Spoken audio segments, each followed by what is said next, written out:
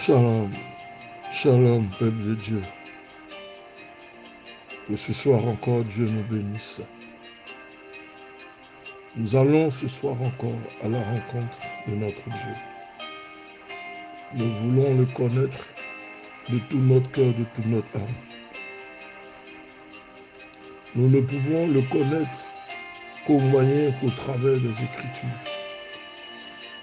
Parce que les Écritures reflètent l'Éternel lui-même. C'est lui qui est à la base de toutes les Écritures. Et les Écritures sont inspirées de lui et pour lui. Donc, ce soir encore, c'est un immense plaisir, une immense joie de parler de la part du Seigneur, de lever son nom, de le glorifier. Le thème que je veux voir avec vous ce soir, prenez l'habitude de prier. La prière, c'est la seule âme du chrétien. Il ne faut pas la négliger. Quand vous êtes un homme de prière, vous débouchez la plupart du temps sur pas mal de ministères et sur pas mal de dons. La prière, c'est ce qui nous ramène et ce qui nous permet d'être en communion constante avec l'Éternel. Le thème que je m'en veux voir avec vous ce soir, prenez l'habitude de prier. Acte 3, le verset 1. Pierre et Jean montaient ensemble pour prendre part à la prière journalière de 3 heures de l'après-midi. Donc chaque jour, Pierre et Jean et les autres apôtres avaient une prière journalière qui se faisait 3 heures de l'après-midi. Donc, quand nous voyons que Pierre et Jean et l'ensemble des apôtres et de d'autres chrétiens, comment ils disciplinaient leur vie de prière. C'est-à-dire que chaque 3 heures de l'après-midi, de façon journalière, c'est-à-dire tous les jours, ils se réunissaient à 3 heures de l'après-midi pour prier. Il y a une sorte de discipline qui s'est installée dans leur prière, dans leur dévotion. Donc tous les jours, ils montaient pour aller prier à 3 heures de l'après-midi. Nous devons prendre l'habitude de prier. Les apôtres Pierre et Jean et l'ensemble des apôtres et de certains chrétiens se réunissaient tous les jours à 3 heures de l'après-midi et il ne manquait aucune de ces prières. Avant d'apprendre comment établir pour soi-même une bonne discipline de prière, nous devons prêter attention à ces deux avertissements. Premièrement, pour ceux qui aiment les formules toutes faites, parce que il y a des gens qui ont des prières qui sont déjà toutes faites, de A jusqu'à B, qu'ils récitent de façon régulière. Mais la prière la plus qui portera le plus, on dira que c'est celle qui vient de ton cœur. L'expression de ton cœur par rapport à une situation que tu vis. Alors nous disons ceci, il y a deux avertissements avant l'établissement d'une vie de prière, de la discipline d'une vie de prière. Pour ceux qui aiment les formules toutes faites, Jésus dit alors, lorsque vous priez, ne multipliez pas les vaines paroles, comme ceux qui s'imaginent qu'à force de paroles, ils seront exaucés. Matthieu 6, le verset 7. Sommes-nous de ceux des chrétiens qui ne cessent de prendre des notes pendant le culte, qui soulignent la moitié des versets, qui lisent et qui pratiquent un régime strict de dévotion quotidienne? Vous devez avoir vos cultes personnels. Quand vous allez à l'église, c'est-à-dire l'église même est une discipline. Le comportement du chrétien est déjà une discipline. On parle de discipline. Pourquoi? Parce que nous devons nous conformer aux règles, aux marches, à la soumission, à la marque du disciple.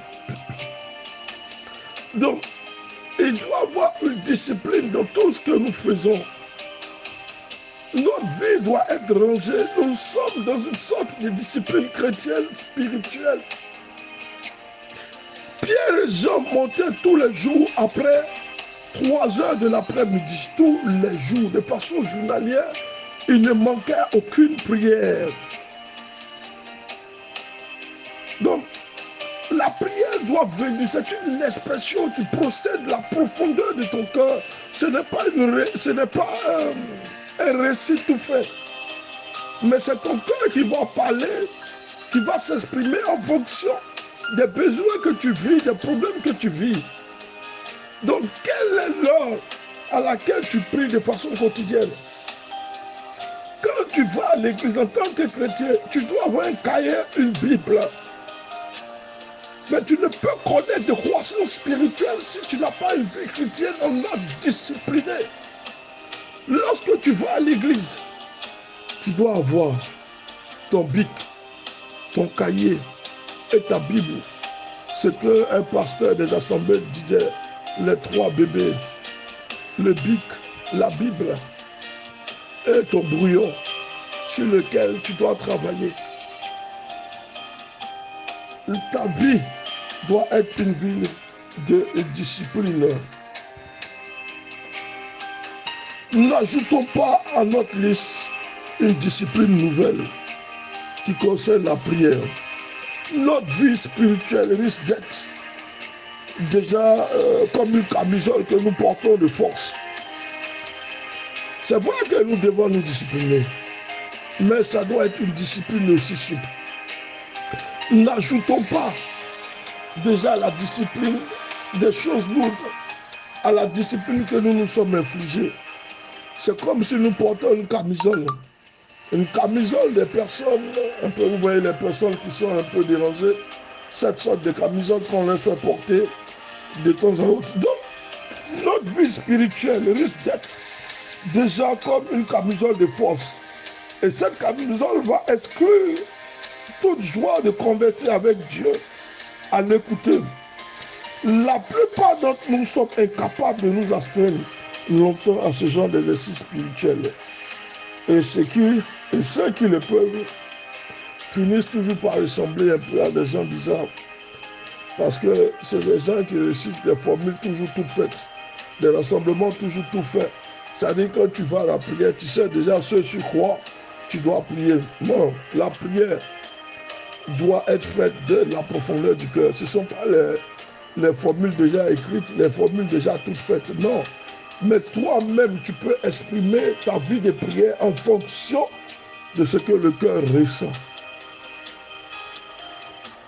Parce que si nous infligeons déjà cette discipline de prier tous les jours, à 15 heures, c'est un exemple. Alors, au culte, nous avons le bic, nous avons la Bible, nous avons déjà, ce sont les disciplines que nous nous imposons. Mais n'allons pas ajouter encore d'autres disciplines qui s'appuient sur des formules toutes faites. C'est-à-dire que nous commençons à alourdir notre vie spirituelle au point que nous n'entendons pas l'Éternel. L'Éternel aussi ne scène pas nos besoins. Nous devons être, alors que nous devons être dans la joie d'être avec le Seigneur. Nous devons être dans la joie. C'est pourquoi nous disons que la plupart d'entre nous sommes incapables de nous astreindre longtemps à ce genre d'exercice spirituel. Et ceux qui le peuvent, on va dire, finissent par ressembler à des zombies. C'est des personnes qui sont imbues de leur force. Non, la vie spirituelle est soumise à une sorte de discipline spirituelle à laquelle nous devons nous soumettre de façon à pouvoir progresser. Mais la prière doit venir de ton cœur, pas des formules répétitives, non. Elle doit venir de ton cœur, la profondeur de ton cœur, ce que le cœur ressent. Mais à cela, il faut t'imposer une discipline dans la prière. Ne pas prier à tout vent. Parce que l'Éternel sait, si les disciples prient à 3 heures de l'après-midi, Ils savent que c'est à cette heure précise qu'ils doivent venir rencontrer le Seigneur. Et le Seigneur saura que c'est à cette heure précise que les disciples aussi sont présents pour la prière. Et l'Esprit Saint aussi sera présent parce qu'il sait à quelle heure ses enfants se réunissent pour l'élever, à quelle heure ils se réunissent pour le bénir. Pour ceux qui pensent qu'aucune discipline n'est nécessaire, parce qu'il y a d'un côté, il y a ceux qui se disent que la discipline est nécessaire. Quand nous voyons les apôtres, la Bible dit qu'ils montent toujours aux alentours de 3 heures. Mais il y a ceux aussi qui pensent que la discipline, qu'aucune discipline n'est nécessaire. Ce que nous allons dire, c'est qu'il est impossible de faire des progrès spirituels sans aucune discipline. Que de faire diminuer, on a dit que de faire diminuer son taux de cholestérol. Vous ne pouvez pas connaître de croissance spirituelle si vous n'avez pas une discipline spirituelle. Vous commencez quelque chose avec le Seigneur et vous abandonnez en cours de route parce que vous n'avez pas discipliné votre vie spirituelle. Vous ne vous êtes pas dit à telle heure j'ai cours et à telle heure j'ai prière, à telle heure j'ai formation et disciples. Votre vie, vous la menez un peu dans le désordre. Non, il faut les discipliner. Les apôtres savaient à quelle heure de l'après-midi se réunir. Car ceux qui disent que la discipline n'est pas nécessaire, nous leur disons que vous ne pouvez connaître de croissance spirituelle si vous n'avez pas discipliné votre vie spirituelle. Votre vie spirituelle a besoin d'enseignement et de discipline. Nous disons que il est impossible de faire des progrès spirituels sans aucune discipline. C'est que de faire diminuer son cholestérol simplement en restant assis, à ne rien faire et en attendant qu'un miracle se produise. Si nous attendons d'avoir envie de faire des exercices, nous risquons d'attendre très longtemps. Nous devons être honnêtes. Nous avons vraiment envie de discipliner notre vie. Nos vies spirituelles ont vraiment besoin de discipline. À telle heure, je dois lire ma Bible. Je dois me réveiller à telle heure. Je dois organiser ma vie de façon, ma vie de prière et ma vie de disciple, de façon à ce que, à mes heures de prière, je puisse rencontrer le Saint-Esprit. Parce que si nous habituons sur l'Esprit de Dieu à une heure, à cette heure-là, il viendra nous attendre. Mais où sommes-nous passés? On ne peut pas connaître de croissance spirituelle sans discipline spirituelle. Les deux vont ensemble. Nous ne pouvons pas diminuer notre taux de cholestérol si nous ne faisons pas d'efforts et attendre qu'un miracle se produise. Ne pas faire d'exercice, non. Nous avons besoin d'exercices physiques. Et pour faire les exercices physiques, parfois, nous allons trouver les mêmes excuses. C'est-à-dire, pour discipliner notre vie spirituelle, nous allons trouver des excuses. On n'a pas de Bible, on n'a pas de bic, on n'a pas de cahier. La Bible est mal couverte. De la même manière, pour faire baisser notre taux de cholestérol, en pratiquant l'exercice, on va évoquer aussi les mêmes choses. Il fait froid, il va pleuvoir, il fait chaud, j'ai mal aux genoux, mes reins me font mal. Il y a toujours une excuse. Vous ne pouvez pas évoluer si vous ne disciplinez pas votre vie spirituelle. Et pour prier, il sera aussi la même chose. Il y aura toujours des excuses. On va invoquer des excuses. Aucun disciple ne sera capable de créer par lui-même une relation stable et profonde avec Dieu. Il ne sera pas capable non plus de développer une vie de prière enrichissante sans se soumettre à un minimum de discipline. Nous devons nous engager dans la prière et nous devons discipliner notre vie.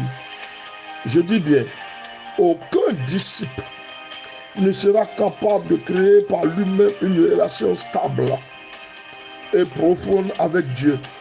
Il ne sera pas capable non plus de développer une vie de prière enrichissante sans se soumettre à un minimum de discipline.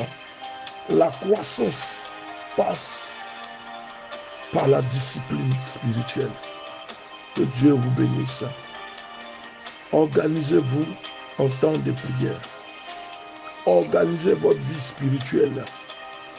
Vous vous levez à quelle heure?